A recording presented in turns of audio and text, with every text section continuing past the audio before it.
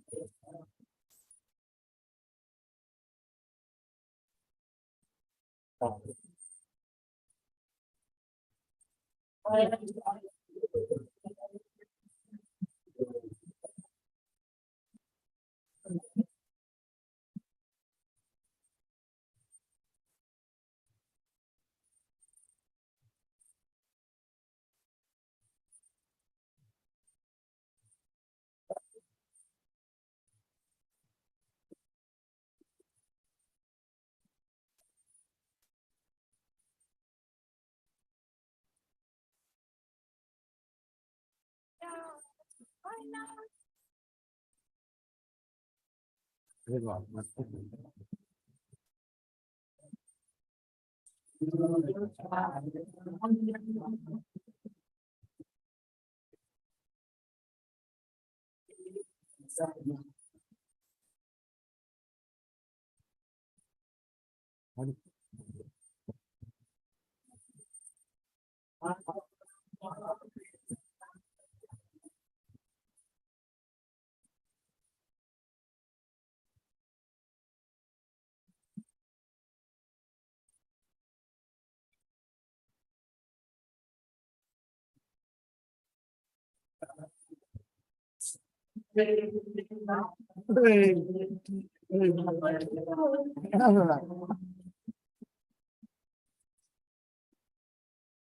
How's your health now? All right. Feeling very good.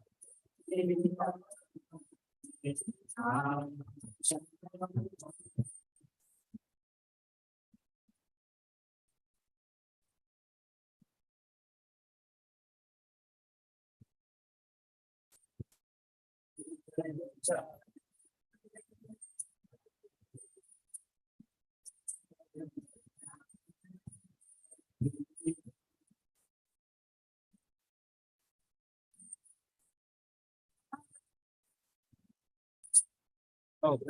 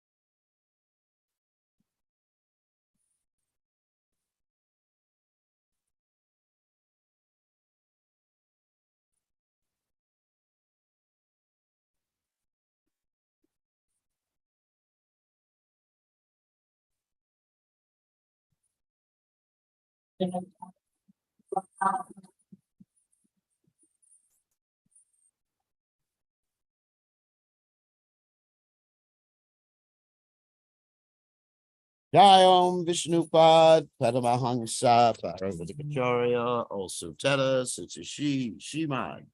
His divine grace Sabaya Chatana Bhaktivedanta Goswami Srila Prabhupada Ki Jai, Skan founder Acharya Srila Prabhupada Ki Jai, Ananta Koti Vaishnava Vrindi Ki Jai, Dhamacharya Srila Vridas Thakur Ki Jai, Prem Se Kaho Shri Krishna Chaitanya Prabhu Nityananda Shri Dvaita Gadadha Shri Vasudhi Gaur Bhaktivedanta Ki Jai, Shri Shri Radha Krishna Gopinath Sai Kun Radha Kunda Giri Govardhan Ki Jai, Vrindavanam Ki Jai, Charanam Ki Jai, Jagat Swami Ki Jai, Yamunamai Ki Jai, Shrimati Vilasi Devi Ki Jai, Samveda Bhaktivedanta Ki Jai, Gaur Premananda Hari. All glory is the assembled hosts. All glory is the assembled hosts. All glory is the assembled hosts. All glory is to Shri Guru and Gauranga Shri Prabhupada Ki Jai. Ahom Vishnu Padaya Krishna Prasthaya Bhutale Shrimati Bhaktivedanta Swami Namani Namaste Saraswati Deve Gaurvani Pacharni Namaste Shunyavadi Paschata Deshatar. All right, so I guess I say something. So Om Ganat Timilanda Shah Gananjana Swakaya Chakshur and Meditam Yana Tasmai Shikaveda Baha. So this is a combination of reception, talk, and also class. So we'll try to combine both. So first, I just want to mention today is the observance of the disappearance day of Abhiram Thakur, who is a great devotee of Lord Chaitanya Mahaprabhu. And he blessed people in a very special way. He had a whip. And when he whipped people, they exhibited symptoms of ecstasy and became empowered to reach Krishna consciousness. Fortunately for all of you, we don't have any whips with us. But Prabhupada actually whipped us to preach Krishna consciousness. He pushed us to preach Krishna consciousness, and he himself pushed himself to preach Krishna consciousness. And so many times we tend to get a little laid back, laid back, that means in devotional service and satisfied and just like, oh, it's nice. I got my prasadam, got my chanting, got my family. And we're thinking, oh, everything's nice. Well, everything in this material world is not nice. Your life may be nice by Krishna's mercy, but this material world is a blazing fire. And we're meant to help Srila Prabhupada extinguish that blazing fire. So everybody should be on a marathon 24 hours a day, 7 days a week to help others. Of course, we have our responsibilities. I understand that. But at the same time, whatever time we have that's not taken up with eating and sleeping and playing with our grandchildren,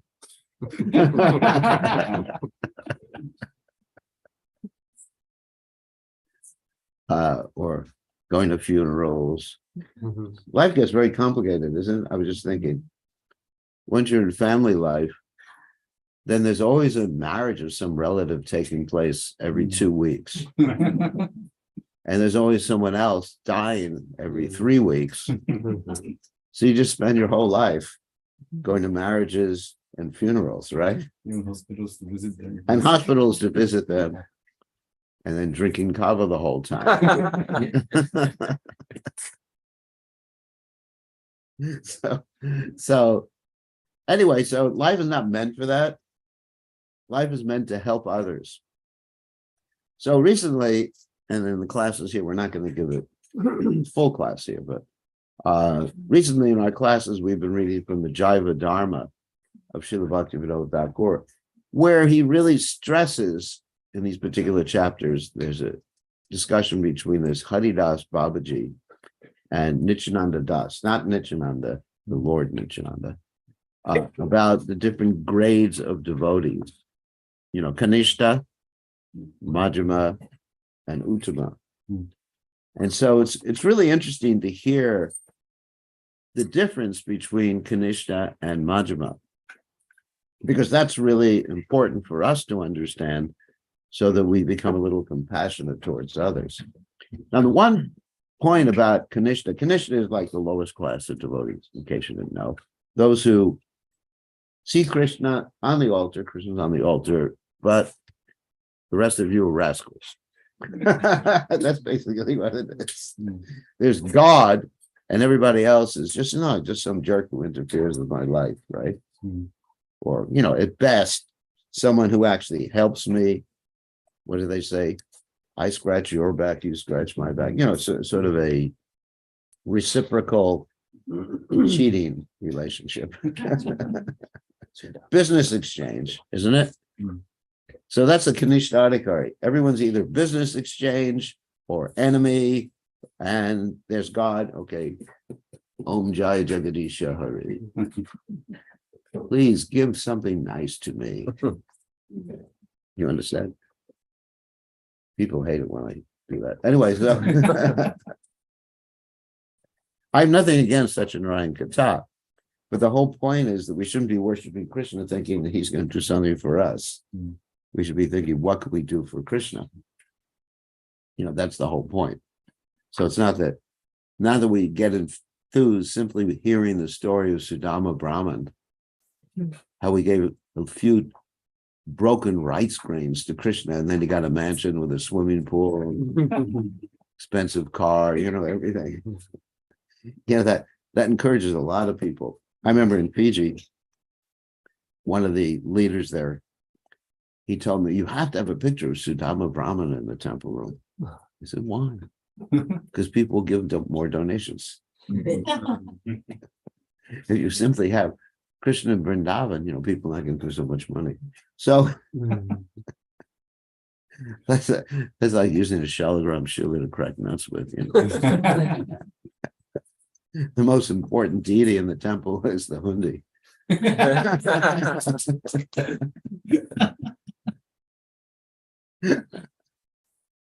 We worship the hundi, do our cheat.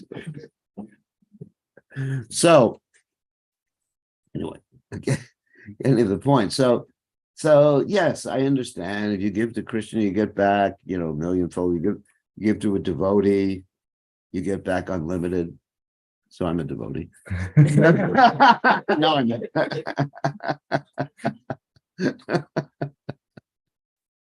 Gotta have a sense of humor. Everyone's so serious nowadays. So anyway, so so the point is that's a Kanishta, thinking of himself or herself. And also Kanishta is under the modes of nature, like goodness, passion, even goodness, passion, ignorance. Because in goodness, a Kanishta, this is described actually by Lord Kapila, it's not my imagination. In the third canto of Srimad Bhagavatam, Lord Kapila describes devotees in different modes of nature: goodness, passion, and ignorance. So devotees in the mode of goodness, they want liberation. Get me out of this material world. Let me enjoy in the spiritual world. Basically, they're thinking the spiritual world is just another version of the material world without old age and death. And no disease, no doctors. So where's our doctor? You have no occupation. You go back to Jai and Vijay, and they say, what's your occupation? Doctor. So you go back to the material world. Anyway, so no, it's not like that. The essential quality of the spiritual world is you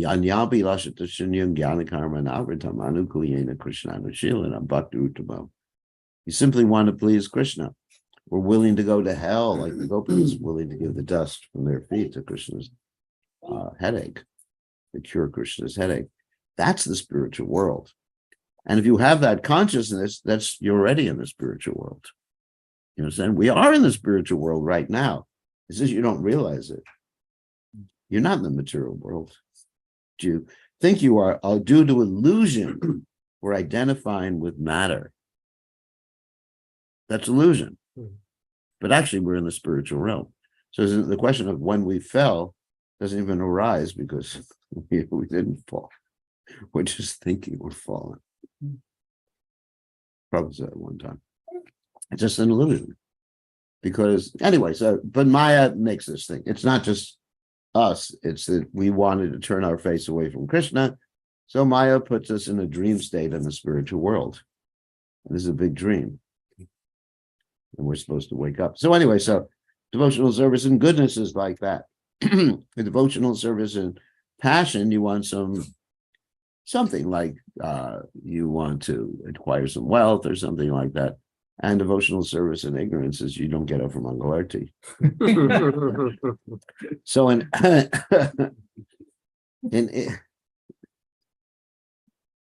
least in goodness, you get up from Mangalarti. But in ignorance and passion, you get up to do your business, but not Mangalarti. So anyway,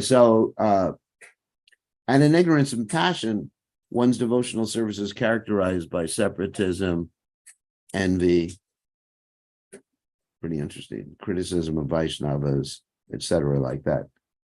So these are the qualities of the Kanishta Adhikari. Mode of goodness, passion, and ignorance. And it's not so much concerned with others. Like I said, it's just Krishna and me. That's it. Everybody else is just like fades into the background. So, but in the transcendental, at least in Majjhima Adhikari, they also say Krishna, me, but they see the devotees. Oh, make friends. Be nice. They see the innocent, and they see those who are inimical. And they react, envious, malicious, whatever word you may use. And they react accordingly. I mean, what do? They make friendship with the devotees. Of course, they worship Krishna. The same thing goes on. According to the sadhana process and the Nava Bhakti process, they'll begin with hearing, chanting, Shravanam, Kirtanam, Vishnu Smaranam. And they make friends with the Lord, and they're merciful towards the innocent. And they're merciful towards the innocent by giving them as much Krishna consciousness as they can take. Not more, not less. Just like when you eat, you're not supposed to eat too little, and you're not supposed to eat too much. If you eat too little, you get weak. And if you eat too much, you get sick. A lot of disease is caused by eating too much or eating the wrong things. Just like we know many people have all these different diseases and they're eating. Anyway, diabetes, which is like the Fiji sign that you're from Fiji, diabetes. So, and then anyway, so you understand when you're reaching out, a Majjhima Adhikari, when they're reaching out to others, first they understand who they're talking to before they open their mouth. But unfortunately, many times we open our mouths first without understanding who we're talking to. And as I was just mentioning to the devotees in Sydney, that's why it took me 2 more years to join the Hare Krishna movement. Because when I first went to a temple, they just gave me a blast of the philosophy, like from a machine gun, basically. It's like, I was a demon and I was going to hell. It was just another version of Christianity as far as I was concerned. How many times when we go out distribute books and go in Harinam, of course you don't have too many Christians, you have Christians here. Yes. Yeah, but not fanatic. In the United States, we have really fanatic Christians. So I can't count the number of times I got told I was going to hell. I said, thank you for your blessings. Fridays, then they say that you will all go to hell. Really? Yeah. Do they ever like come and have like signboards and everything like that during your Harinam and during your Rath Yatra and everything like that? So they do that in America. They're going to hell. They're the devil, whatever they are. So it's quite interesting. A Vaishnava, a true Vaishnava, Majjhima Adhikari, doesn't criticize other religions. He sees good in every religion according to how close it is to Vaishnavism. That's what Bhaktivinoda Thakur says. I'm actually quoting and remembering the Jaiva Dharma the last few days that we read. Hare Krishna. He's really quiet. How did you do that? I was wrong. So, according to how close they are to Vaishnavism, having a personal understanding, like if you take Buddhism, it's pretty far away from Vaishnavism, but still we respect certain things. Their understanding about the material world suffering. It's a play, and you give up the attachment, which is the cause of the suffering. Then the suffering goes away. And then you have right living, right thinking, everything like that. We sort of agree with that. But up to a point. After that, some of them think everything is void. We don't agree with that. But we do agree they have certain things like great saints come down from time to time and incarnate to try to help people.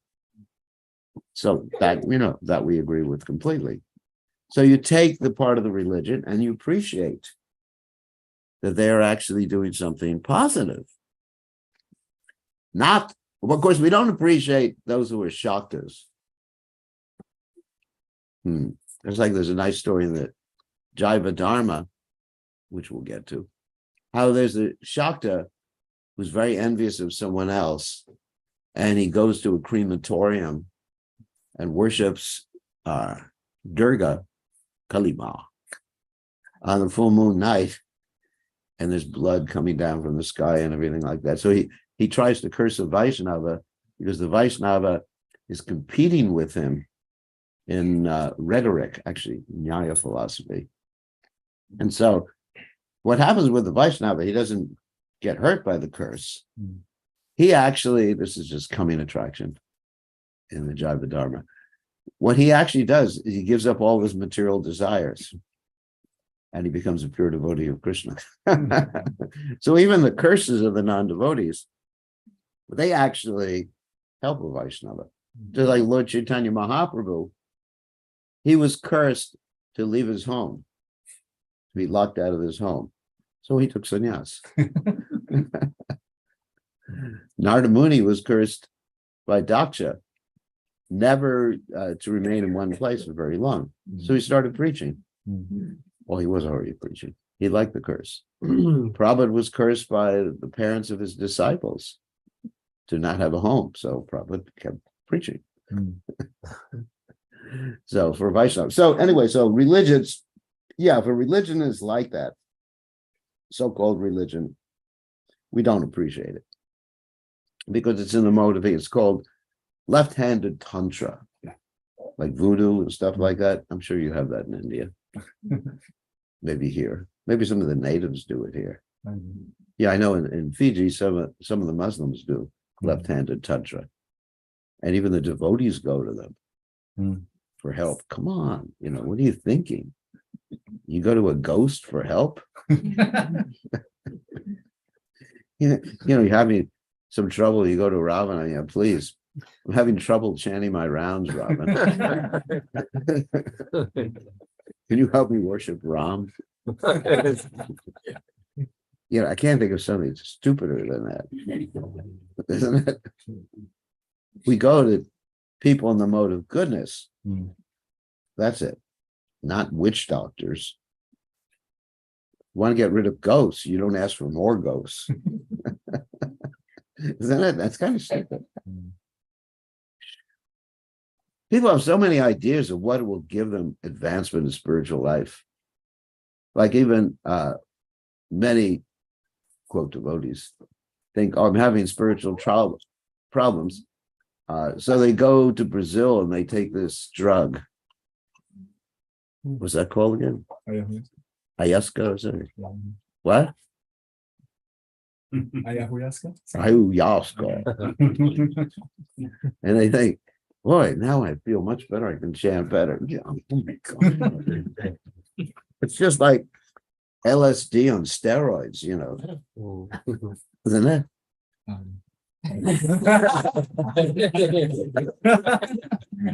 He's from that generation, He never did. He's had a pure life his whole life. So anyway, so anyway, that's mode of ignorance. But we respect every religion. We think they're worshiping God in different ways, different levels, different realizations like that. So that's a Majjhima Adhikari. So also the difference between Majjhima and Kanishta is doing his activities, preaching activities, or not preaching, of course, but his spiritual activities for self-centered reasons. Majjhima has the goal, at least. He may have, he may have some contamination like that, or some anarthas and stuff like that. But at least his goal, if you ask him, what is his goal? It's to please Krishna, to please my guru. So we are meant to become Majjhima Adhikaris. And one of the principal qualities of Majjhima Adhikari is compassion for others. If we see others suffering, then we should immediately think, what can I do? I mean, not just human beings, but any living entity. Just like I was at someone's house in Sydney, and they had a dog there. It's the modern world. What? That dog barking all the time. Yeah. In the morning class. Yeah, you can hear him barking. So I could see the dog through the window. Not during class, but other times when I'm taking prashad. So the dog is looking at me, not because he wants my prasadam, because he's not that austere. He likes club jamins and but he's looking at me, and the reason he's looking at me, he's like looking at all the people. And he says, "I want a friend." I'm empathic with the dog. So of course I don't think it's my business to be his friend. And I run up to him. Okay, I don't do that. But I mentioned to the devotees, I said, was someone walking with him, playing with him during the day? So this is how Vaishnavas should think. Whenever we see, even, that's on a mundane level, obviously. Also, he gets prasadam, obviously. So whenever we see someone, the impetus should be, how to help them, not how to exploit them. The material world, we're thinking, what can we get from people? But just how to help someone. I mean, that should be an overriding principle So throughout our lives, whether we're dealing with family members or other people or just going shopping or something like that, to the checkout counter in the supermarket or something. Nowadays in America, you don't even have people at the checkout counter in the supermarket. It's the self-checkout. You have that here too. So, one should be thinking like that. So that's when the Majjhima Adhikari is. And that's Majjhima Adhikari is on the spiritual platform. Kanishta Adhikari is just at the door of entering. It's interesting, isn't it? Just at the door of bhakti. Okay. Should I go in? Yeah, I don't think so. It's so nice out here. So anyway, so we should come to the platform of Majjhima if we want to really be devotees. And we can make rapid advancement. And the more, people ask, how can I chant better? Okay. So one answer is, of course, that I normally give is you have to have some sankalpa, some intention while you're chanting. All right, that's good. But I think even more important is if you're having compassion for others, your chanting will become very focused. Your reading will become very focused, reading of Prabhupada's books. Otherwise, it's very difficult. You read, okay, I read this before, I'm not the body. I'm spirit soul. Okay, Krishna is God. Yeah, I understand that. But you're not really taking the spiritual sound vibrations, the tam prasangad mama virya samvado bhavanti ritkarna rasayana kata to joshanad ashu apavarga vartmane shradha bhakti anukramisha. You're not taking it to your heart. It's going from one ear out the other. The channel between the ears, nothing in between. You say that to people when you want to insult them. You have nothing in between your ears. So you shouldn't do that. So, but the Bhagavatam describes there's a channel between the ear and the heart. So what happens is that channel becomes open. Actually, medically, it's called the eustachian tube. Not between the mouth and the ear. Yeah, I understand that. So, but that sometimes, this is just like a mundane metaphor.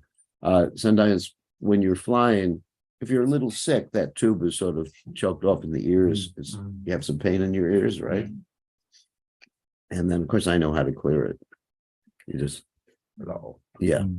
I learned that from scuba diving. When you go down and the pressure changes all the time. But if you're not sick, then there's no problem. Just yawn or something like that is not a problem. So it's the same way if you're spiritually sick and not helping others and just thinking of yourself, then the channel between the ear and the heart is sort of blocked. And then if you're thinking of compassion, how do I help others? It just opens up the channel. So when you hear from Prabhupada, Krishna, some bona fide Vaishnava, it's just like, wow, that's right. Krishna is God. I love him. Like that. So, sometimes it's just a real struggle to hear, chanting our japa, Hare Krishna, Hare Krishna. I was listening to some people chant japa this morning. Oh my God. I was thinking, the japa, some of the japa was, what's that? And anyway, that's a danger of having me in the same room while you're chanting japa. I don't like to traumatize people. But so, you listen to Prabhupada's japa. Hare Krishna, Krishna Krishna, Hare Hare, Hare Ram, Hare Ram, Ram Ram, Hare Hare. And Prabhupada actually chanted 5-minute rounds. If you time it, they're 5-minute rounds. He's not Hare Krishna, Hare Krishna. We have some devotees that take 5 hours to chant. But Prabhupada chanted very quickly. But it's very forceful, intense, clear devotion. And so that really, of course, Prabhupada isn't interested in devotee, but for us, it really comes from compassion for others, which is the primary quality. Compassion. And actually, we're just reading forgiveness. Because without forgiveness, there's no compassion. I mean, oftentimes we could be compassionate with people who are nice to us. But if we're not compassionate with people who are nasty to us, that's not real compassion. It's just like enjoyment. Oh, you're nice to me, offer me flowers, you bathe my feet, give me a donation. I bless you. Compassion. But we have to bless the people who attack us. Because they're the ones who are suffering the most. So I often think, when someone attacks me, not physically, hopefully. For that, in America, we have guns. Here, I'm not allowed to do that. So anyway, so when someone attacks me, how do I think compassionately about them? I said, they're really suffering. Because it's not about me. They may be saying, Maharaj, you rascal, demon, Rakshasa, whatever. No one said that to me. But they may say something that's really mean. And so most of us, we take it to ourselves and say, oh my God, he's insulting me. Let me insult him back.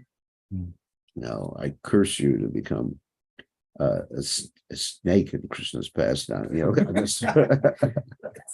The God story. Of course, when those sages cursed, it was actually for the benefit. Like when Narada Muni cursed, it was for the benefit. But when we curse, it's like, I just want to teach you a lesson to make you suffer, Prabhu. So, how should we react when someone says something to us that's painful? We should think it's not about me. It's they're actually manifesting the pain in their hearts. Krishna, please help them. This person is suffering. Because when someone attacks you, they're angry. When you're angry, materially angry, you're suffering. That person's suffering, or you're suffering when you're mature. If you remember the times when you got angry, it wasn't that you had a big smile on your face and were happy, but that you were suffering. And then sometimes it takes hours or even days to overcome an anger spat, isn't it? When you get angry, it's just like to come down from it. It's like, don't talk to me. I'm angry. Even someone who you love, they'll come to you and say something to you. It's not the right time. Ooh. Talk to me tomorrow. So instead of getting angry, we just say, oh my God, this person's suffering. What can I do? And we pray for them. Like, you have the example of Haridas Thakur, Jesus Christ, all these great saints. They were attacked and they simply blessed or prayed for the people who were attacking them. So this is Madhyamadikari. So I know it's a pretty high bar to come to. But that's required if we want to be Madhyamadikaris. If we want to actually enter the door of bhakti, it's required. So you decide. I can't force you. I'm not at your back saying, come on, go through the door. I get arrested if you do that. Abuse or something like that. Disciple abuse. Now we even have, in this one, we actually have a whole division of pastoral abuse. So if I get too mean with a disciple, they write to them and say, Guru Maharaj was very mean to me. He told me I was in Maya. And so then they call me up. Did you say this? Well, you have a court case now against you. Verbal abuse to our disciple. You're only allowed to say, you're nice, you're wonderful, we love you. We'll put you on probation. So in other words, I can't push people. I can only pull people. You understand? Like Krishna pulls people. Krishna means Krish means to attract, and Na means Ananda or bliss. So Krishna attracts you. Krishna doesn't pull you. Of course, sometimes he says Sarvadharma Parityajya. But he still gives Arjuna the choice. He says, what do you want? And Arjuna says, I guess I'll surrender. The end of the Bhagavad Gita. So anyway, so that's Majjamadhikari, and that's the door of bhakti, and that's required for making advancement in devotional service. And of course, Uttamadhikari is a different thing. Uttamadhikari doesn't really preach because they're feeling everybody else is doing it nicely except for me. But an Uttamadhikari steps down out of compassion. He takes the mood of the Majjamadhikari, and that's what Prabhupada did. He took the mood of the Majjamadhikari. Like Prabhupada, we see that Prabhupada would actually avoid people who were really envious. And, he interacted with people in 4 different ways. But technically, Prabhupada's an Uttamadhikari. So he could have preached to the greatest demons in the world. And he did, but still he didn't spend time with them. Okay. So that's my address for today. It's like introduction to the Jaiva Dharma, what we've covered so far. But in the following days, we're going to be reading from the Jaiva Dharma and commenting on it and where we are in the Jaiva Dharma. And we're going to have the screens going to be projected there as we read. And there's all sorts of people who watch us online to hear this nectar. It's been real popular. We have over 30 people a day, like on Zoom, and another 10 people on Facebook. So a lot of people watching from around the world. So any questions or comments? Anyway, thank you for your reception. It's nice to be back here. See everybody's smiling face, and I didn't realize there were so many devotees here. So it's kind of frightening. But anyways, I thought, oh my God, what did I get myself into?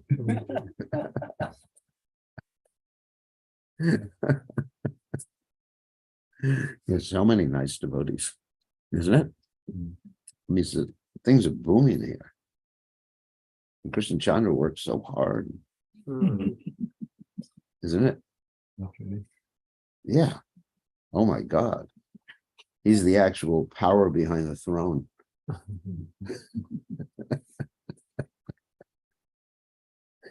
He's like Chandragupta had Chanakya Pandit, so he's like the Chanakya Pandit, the Vaishnava, isn't it? So anyway, we're very fortunate, and thank you all for tolerating me. So what, prasadam now? That's a good idea. Yeah. So all glories to His divine grace. Srila Prabhupada, ki jai. Prabhupada ki jai. Can go offline? Okay, thank you all for joining us online. Okay, let's see. It was all glories to Srila Prabhupada.